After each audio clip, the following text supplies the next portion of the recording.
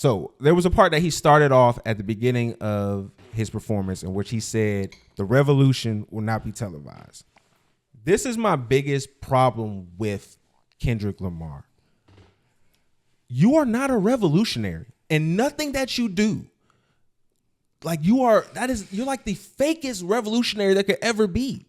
And for fact, and I'm gonna say this because again, just like we saw with the Grammys, we had Lucian Grange high-fiving Dr. Dre after he won his award.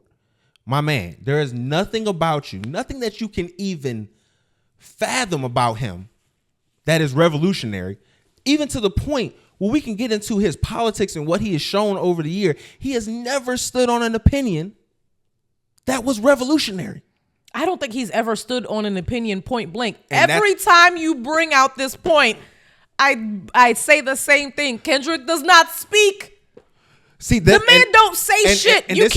You can't base an opinion off of like what he does and what he says when he don't do shit and he don't say shit. I'm basing it off exactly what he just said. All we have to judge like what he actually thinks and what he actually what he actually thinks is his artistry. The only time we ever hear this man express himself and what his actual opinions are through his music. He never actually says anything. We don't know if Kendrick is doing anything for his community. We don't know how Kendrick is voting. We don't know what Kendrick thinks. He takes like a very Beyonce approach to his fame. She does. That's a fucking lie. Where was Beyonce at this election? Oh yeah, she was on the. Thank you. But she's always no. I want to stay on that. Please. I say Beyonce. Please. Let me finish. I say Beyonce because Beyonce doesn't share anything with us, and Kendrick doesn't share anything with us. And that's not true. I'm not talking about political views in general. It's like very calculated. But you're missing the point. It drips out at the rate that they want us to get it to. Bigger point. It drips out at the rate that they want us to get it. But Kendrick is not going on. Missing the bigger Kendrick point. is not going on IG Live. Beyonce is not going on IG Live. We rarely see them. When we do see them, it's very calculated. And that's what I'm saying. Again, you're missing. And I'm glad you let me actually finish before you started. Because I'm trying to talk to you, and you're missing the point. I cut you off in that point to make a bigger point to what you're not going to address. And the fact is, Beyonce, regardless of what you want to say about her having the #1 spot requires her to have an opinion and to land somewhere on the map. She cannot go without doing that. She is that big. Kendrick Lamar, if he is to be this #1 act, that is going to be required of him, or he will no longer remain in that #1 position. You can't just sit here and discuss all these things and talk about, oh, look at all this. I got a black Uncle Sam, and oh, it's Steven from Django, and oh, there's so much messaging in my art and in my work. And then you don't have an opinion to stand on about who you are. No Name was talking about this years ago because she was not just talking about J. Cole. J. Cole just stepped out. Kendrick was somebody else she was addressing. And it was very clear. So I want to play this video that I saw earlier that kind of No Name is somebody who specifically stands on all of her business, and she was definitely right about Kendrick and J. Cole. But at the same time, like, I'm still gonna stick to what, like, we don't know what Kendrick's opinions are. And that's the problem, though. Beyonce, like, if I keep sticking to this comparison, she shut the fuck up until she got to a certain point, and I feel like Kendrick is doing this. He's gonna shut the fuck up until he gets to a certain point, and if he's propelled, if Not Like Us takes him to the point where we think it might take him, then he will have to be more vocal. I agree with you, and take bigger stances on politics and things of that nature. Right now, he doesn't. Like early Beyonce. There is a broader critique of Kendrick Lamar, the artist. And this is something I've maybe talked about a little bit before. Are you playing me a white man right now? Kendrick has invested a lot of resources in drawing this narrative through line between himself and Tupac Shakur. I'm not going to apologize because the light was in his face. Because Kendrick Lamar, the activist, the man, the artist, doesn't seem to have politics that are connected too much outside of himself and his own popularity. And these occasional gestures toward the Black radical tradition.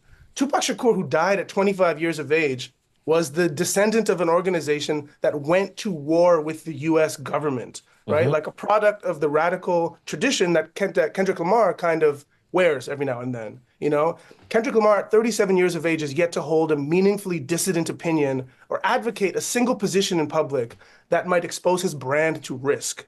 And I don't think you get to hijack the moral capital of Tupac Shakur's legacy without committing yourself to some of the work and risk, more importantly, Absolutely.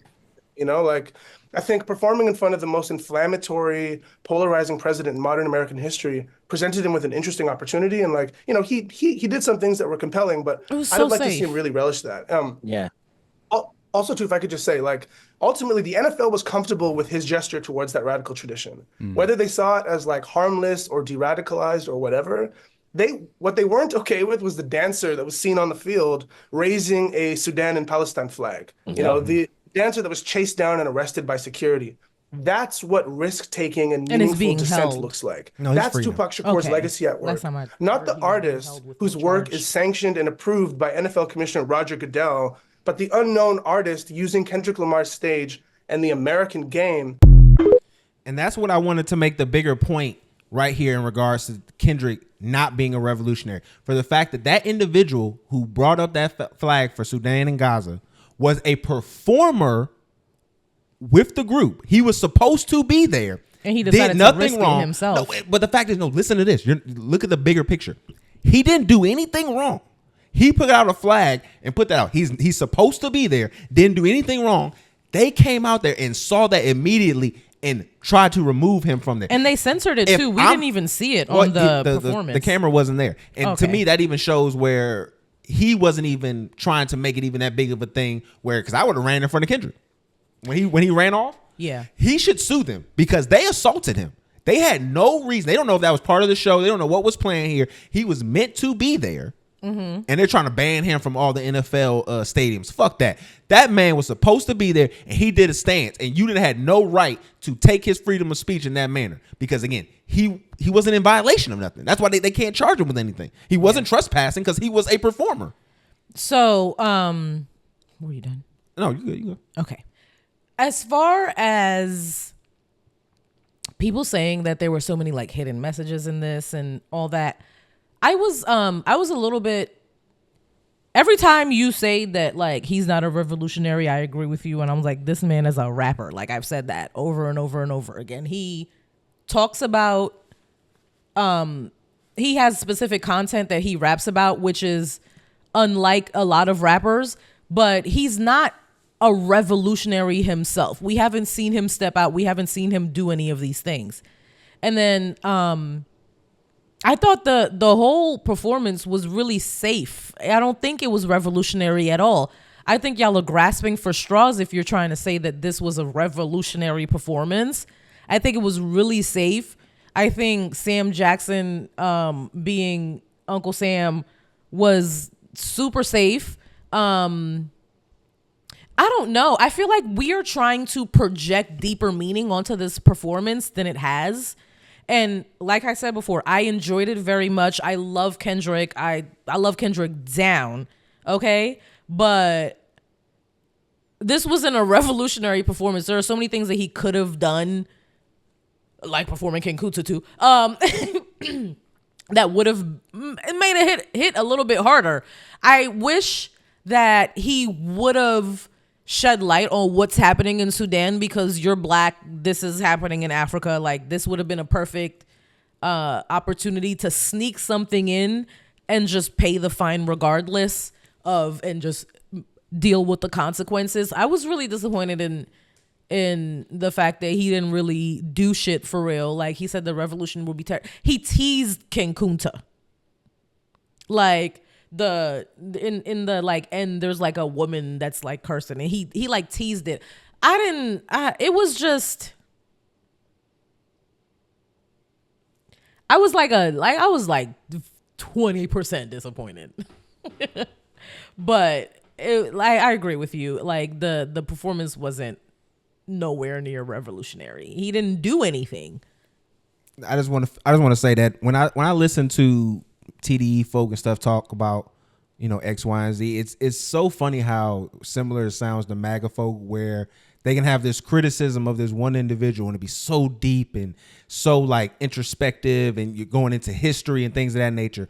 But then when the person who's supposed to be the juxtaposition of your, original criticism is engaging in similar actions, you just simply ignore it and act like it's a praise to your own society. What do you mean specifically? Just tell me what you mean. What do you mean specifically? What are we talking about? Talking about the actions that they do? Yeah.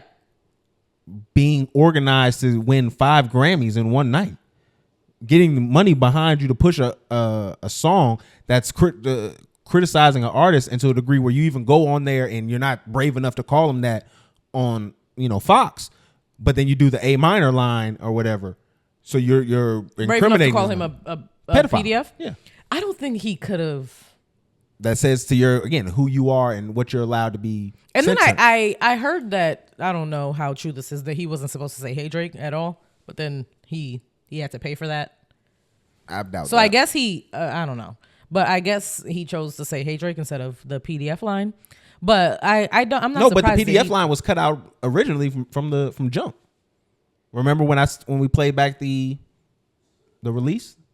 But I told you in the release they showed it had it on there, where it said "Certified Lover Boy" and then "Certified," and he does a little scream thing. And that was already playing. He was never going to say it. Yeah, no, that's what I'm saying. I never thought the NFL was going to let him say that on that stage, point blank, period. They didn't let MIA say what she said, and she still said it. What did she say? What was the MIA thing? She just said something crazy, and I think she put her middle fingers up and said something during her performance, like something about her home. I wish I know what it was. Something about her home country or something that she said. Where's she from? Sri Lanka, I think, or something like that. Okay, that's the celebrity lookalike that I've gotten the most out of my entire lifetime. Is people think I look like MIA. Somebody put that in our Twitter one time. They called Union J. Cole and they called you Haitian MIA. Yeah. Yeah. All right, so last part about this, we have to talk about Serena Williams. She came at the end of the performance. You see her doing the Crip walk, and she did a Crip walk at Wimbledon, got in trouble for it. Now she's doing a Crip walk at the Super Bowl, didn't get in trouble for it. This is the she's there because she used to fuck Drake. Yeah, that's the part that's kind of I don't know. I was like, ooh, petty, love it. But other than that, I didn't think much. You up there with two of my old work trying to flex on me? Oh, SZA. You up there with two of my old work trying to flex on me? Like, what did you like? To me, this is why it's funny. Should have had Georgia Smith up there too. No, that's her name, right? I think it's something like that. She lost all that weight. You should have had her up there. But this is why it's funny though, because again, remember when we talked about the interview that he did with Ebro and them? It's hilarious. Kendrick, yeah. He does the interview with Ebro, and then he tries to, distance himself from Drake and try to act like, it's not about him and the beef and all that other stuff. And then you do this performance where it is clearly 3 songs about the diss. You do Euphoria, Not Like Us, and then people don't know, but that, Stars in the Sky song or whatever. He did Euphoria? Yeah, it was like a part of it. Was in there, but the Stars in the Sky song, whatever that is, with him and SZA, that's also a Drake diss. It's mad Drake disses in his discography. So that's what I'm saying. Kendrick disses in Drake's he's obsessed discography. with this nigga. He's obsessed with this nigga. They've both been taking shots at each other for like half a decade now. He started it. It don't matter. But yes, it does. It literally matters if you started with me. Kendrick was gonna shoot at the top nigga. Like that's just his energy. He has short nigga energy. Yeah, my God. This is what I don't like about this shit that you be doing. Because you go back to Kendrick talking about, he gonna shoot the top nigga, but you listen to the first 3 years of his career, he out there glazing Drake.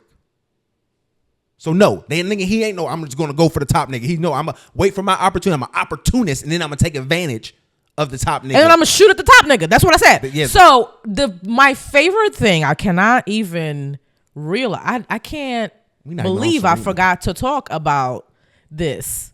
Kendrick's outfit during the Super Bowl. I was looking at the TV and I was like, I did not realize Kendrick was this thick. Oh my God. The thighs on that man. Most midgets are thick. The thighs on that man are crazy. He had the thunder thighs. I was like, Kendrick. And then he had the little Celine bell-bottom jeans on. I seen so many guys on TikTok with bell-bottom jeans on now, trying on their wife's bell-bottom jeans, jokingly. But still, like, oh my God. How did I not? He's mad short, so of course he's like thick, because short niggas are always Most thick. midgets are. Most short people are usually like thicker, so that makes sense. Proportionally, his shape makes sense. When you're a dwarf, that usually happens to you. So you have those kind of weird proportions. Yeah, but that's what I just said. Short people usually have weirder proportions. But we could have finished that. You could have got to that point where we finished talking about Serena. So have you seen the discussion that's been going on? ADHD. Stephen A. Smith and everybody who's been going off on her saying that, yo, my wife was never going to be allowed to do that. To go diss her ex of 10 years ago. Yeah, that was corny. Everything Serena does is corny, though. Yeah, I agree. She's been corny for probably like 15 years now. She's been corny the whole time we've known her. But that's because she was not allowed to be around people and she was just on the tennis court. So I'm going to just let her rock. No, she was corny when she was dating LeVar Arrington. Like, she's been that bad. No, I think that her corniness started from like middle school, elementary school, probably because of the amount of training that she's done.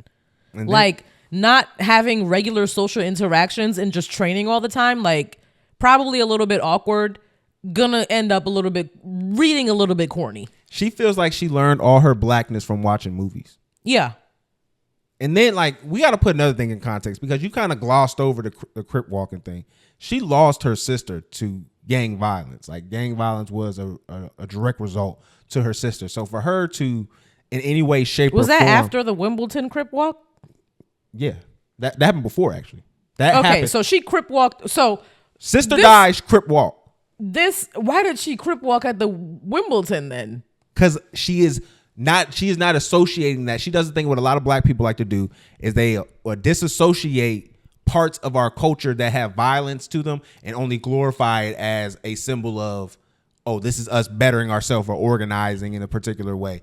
And that's what she did in that moment. And then she did it again. And that's why people look at it like, bro, that's, to me, I understand that sentiment. That is disgusting. Mm-hmm. If your sister was involved in that, for you to then in any way, shape, or form. I didn't even know there was another sister. I didn't even need another sister. Yeah, you didn't watch King Richard? I did.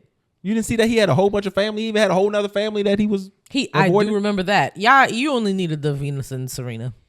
That's not how that worked. He had another family already. He tried I'm saying he tried to work it out. Things worked out the way they were supposed to, and he got the Olympic sister. He had kids after that too. He had the Olympic sisters, and he ain't need nothing else after that. So if he lost a couple, then I don't know. That's God's plan. Yo, see, that's why I'm so glad I don't believe in that shit, because you can just say the craziest thing about you somebody. You can say that anything is God's plan. Yeah, God's plan. Oh, now your boy made that song. Drake. Now you're trying to call Drake out. I don't even know how that song goes for real. So glad I don't believe in that crap, because that is insane. Girl loves